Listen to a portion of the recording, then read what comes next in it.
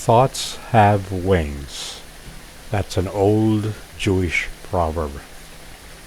In Microdacism, the emphasis is that you should think for yourself. You then form your own school of thought for good and strive to be the best human being that you can be. That becomes your religion. And then you live a life that is true to your creation. I use symbols to hold thoughts. Some thoughts, I think, can only be understood through feelings and cannot be appreciated with facts as we know them, or with logic for that matter. Love, for example, cannot be quantified, but to the one who has experienced love, it is real and eternal.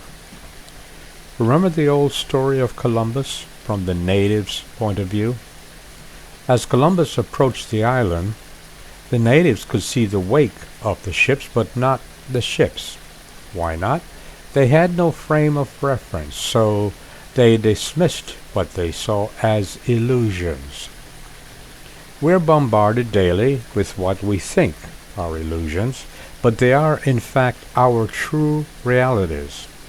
It is my hope that as time goes on, I will be able to hear the sounds and feelings of the spirits and nature that I am exposed to on a daily basis. They are constantly there, but I cannot appreciate them because I'm not educated enough to have the frame of reference. So, in my feeble mind, I hold on to symbolism of thoughts, having wings. Thoughts being the cornerstones of creation. Thoughts then becoming real. All my grandiose schemes, for example, are real, though not for this time frame.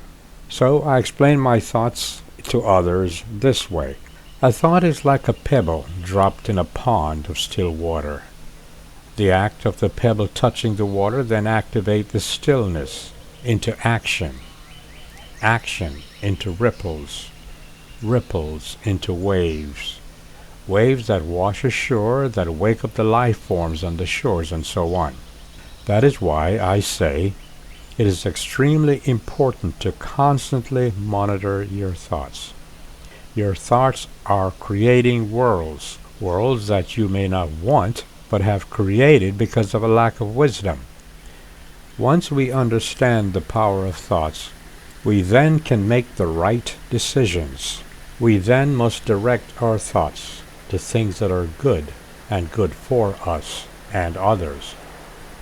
Once we understand the power of thoughts, we can then make the real improvements towards enlightenment.